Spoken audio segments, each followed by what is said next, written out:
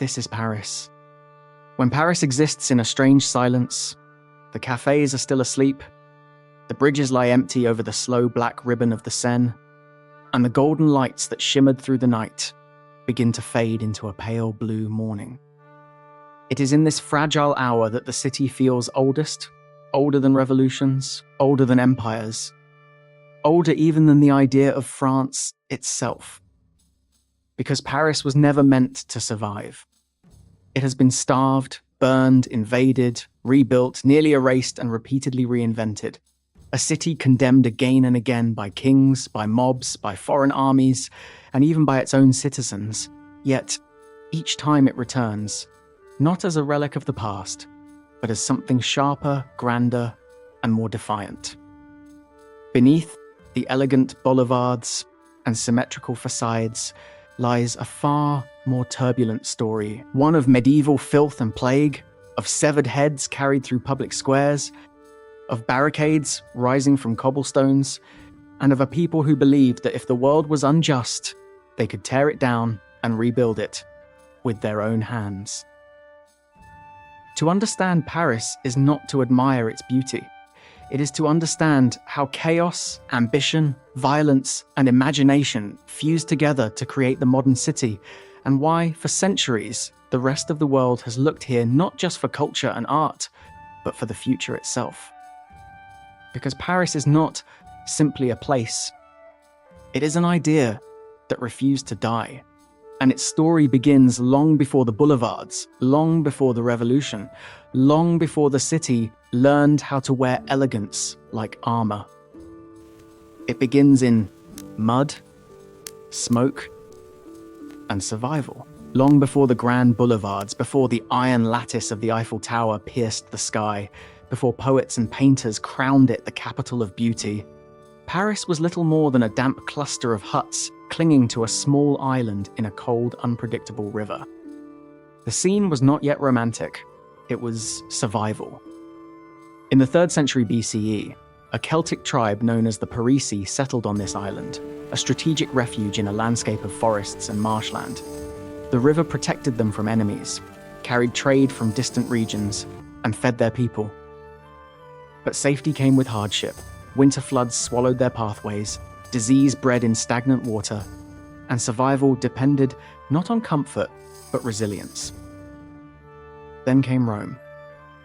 In 52 BCE, the forces of Julius Caesar absorbed the settlement into the expanding Roman world, renaming it Lutetia. Stone replaced timber. Roads cut through mud. Public baths, forums, and amphitheaters rose from the marshy ground, announcing civilization where wilderness had stood. Yet Lutetia was never Rome. It remained peripheral, damp, cold, and distant from imperial glory. Still, beneath its modest scale, the blueprint of a future city was quietly forming, ordered streets, river commerce, and a crossing point that made it indispensable. When the Roman Empire weakened, so did Lutetia. By the 3rd century CE, waves of invasion and instability forced inhabitants to retreat to the fortified island at the city's heart, today's entity island of the city. Stone walls rose. Bridges became lifelines. The settlement shrank, but its defensive core hardened. From this refuge, medieval Paris would grow, and it would grow in darkness. By the early Middle Ages, the city was a maze of narrow alleys, timber houses leaning dangerously over streets barely wide enough for carts. Waste flowed in open gutters. Smoke from hearth fires blackened walls and lungs alike. Bells tolled constantly, marking prayer, warning danger, announcing death. Life expectancy was short. Disease was common. Fire could erase entire districts overnight. And yet, Paris expanded. Christianity reshaped the city's soul. Churches multiplied. Monasteries preserved knowledge. Pilgrims arrived seeking salvation, trade, and protection. Faith gave meaning to suffering, and suffering was everywhere. In 845, longships appeared on the Seine. Viking raiders cut through the river's mist, burning, looting, and terrorizing the population. The attacks were swift and devastating, exposing the fragility of the settlement. But instead of abandoning the city, its defenders fortified it further, building stronger bridges and walls, transforming vulnerability into resilience. Paris learned a lesson it would repeat for centuries. Destruction was not the end, it was an instruction. By the 12th century, the city began to pulse with new energy. Markets crowded the right bank, scholars gathered on the left bank, trade routes converged, stone construction replaced timber, population surged, and at the spiritual and geographic heart of the city, construction began on a cathedral that would redefine the skyline and the identity of Paris itself, Notre Dame de Paris. Rising slowly over nearly 2 centuries, its towers, gargoyles, and stained glass were more than architecture. They were declarations of ambition. Built by thousands of laborers, funded by bishops and believers alike, the cathedral proclaimed that Paris was no longer a fragile river settlement. It was becoming a center of faith, intellect, and power. Nearby, schools that would evolve into the University of Paris drew scholars from across Europe. Theology, philosophy, and law were debated with intensity. Ideas traveled faster than armies. Knowledge became the city's new currency. But growth brought tension. Crowded streets bred unrest. Wealth accumulated unevenly. Authority rested uneasily between monarchy, clergy, and citizens. Beneath the chants of prayer and the rhythm of commerce, pressure built quietly, social, political, and intellectual. Paris was no longer merely surviving. It was awakening. And awakening, as history would prove, is never peaceful. The city stood transformed, fortified yet crowded, devout yet restless, prosperous yet unequal. Its people had endured invasion, plague, fire, and hunger, and from these trials emerged a fierce civic identity rooted not in comfort, but endurance. The mud had not disappeared, it had been paved over.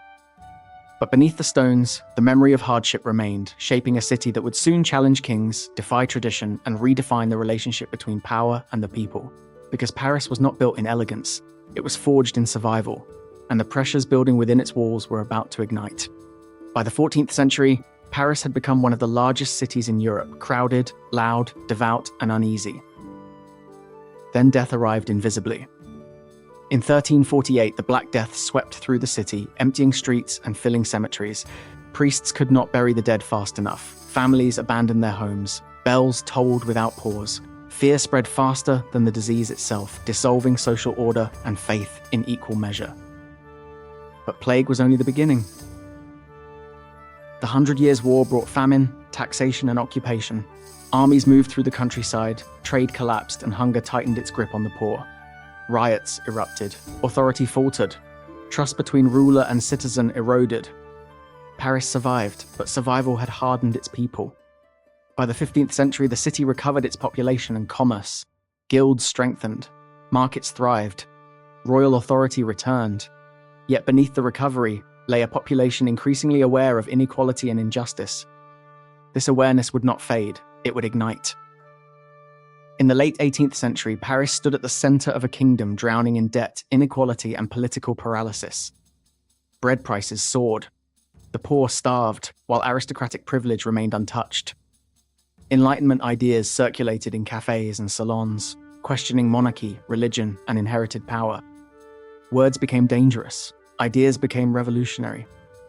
On July 14, 1789, a restless crowd marched toward the medieval fortress of the Bastille, a prison that symbolized royal authority and arbitrary power. When its gates fell, the event reverberated far beyond its walls. It was not merely a prison that collapsed, it was the illusion of unquestioned rule.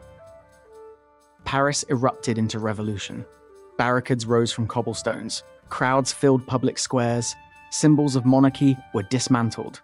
And in 1793, in what is now the Place de la Concorde, King Louis XVI was executed by guillotine before a silent, stunned crowd. The revolution promised liberty and equality. It delivered both hope and terror. Under Maximilien Robespierre, suspicion ruled the streets. Thousands were executed. Neighbors denounced neighbors. Fear became governance. Paris had overthrown a king, but it had not yet found stability. Instead, it discovered the dangerous power of mass political awakening. And once awakened, a city cannot return to sleep. From the chaos of revolution emerged a new figure, Napoleon Bonaparte. He crowned himself emperor in 1804 and transformed Paris into the symbolic heart of his power. Monuments, wide avenues, and triumphal architecture reshaped the city into a stage for imperial glory. Among these was the Arc de Triomphe, commissioned to honor military victories and national pride. But empire did not bring permanence. Napoleon fell. Monarchies returned. Revolutions reunited in 1830 and 1848. Workers demanded rights. Students demanded reform. Barricades once again rose across Parisian streets. The city had become Europe's laboratory of political change. And the streets themselves were part of the problem. Narrow medieval alleys made uprisings easy to defend. Crowded neighborhoods bred disease and unrest. Paris was powerful but unstable. In the mid-19th century, under Napoleon III and urban planner George Eugène Haussmann, the city underwent a transformation unlike anything in its history. Entire neighborhoods were demolished. In their place rose wide boulevards, uniform facades, parks, and modern sewers systems. Sunlight replaced shadow, air circulated, troops could move quickly, barricades became harder to build. Paris was redesigned not only for beauty, but for control, health, and modern life. It became the model of the modern metropolis. In 1889, the skyline changed forever. Built for the World's Fair, the Eiffel Tower was initially criticized as a monstrosity of iron. Artists protested, intellectuals condemned it, yet the tower endured. What was once rejected became the defining symbol of the city, proof that Paris did not merely preserve history, it absorbed change and transformed it into identity. The 20th century brought occupation, resistance, liberation, and cultural reinvention. During World War II, Nazi forces entered the city, yet Paris was spared the destruction suffered elsewhere in Europe. In 1944, liberation restored both sovereignty and pride. In the decades that followed, Paris reasserted itself not through empire or revolution, but through culture, fashion, cinema, philosophy, cuisine, and art, shaping global taste and thought. Today, Paris stands as a city layered with time. Roman foundations beneath medieval streets, Gothic cathedrals beside Haussmann boulevards, revolutionary squares near modern glass towers, memory embedded in stone. It is elegant, but not fragile, beautiful, but not innocent, ancient, yet perpetually unfinished. Because Paris was never a static masterpiece. It is a city shaped by survival, sharpened by upheaval, and defined by reinvention. And perhaps that is why the world continues to look toward it, not simply for beauty, but for possibility. Paris teaches a quiet lesson, that from chaos, a city can be rebuilt, from suffering, identity can emerge, and from centuries of struggle, an idea can rise that refuses to disappear. Paris is not just a place on a map, it is a testament to endurance, and its story is still being written.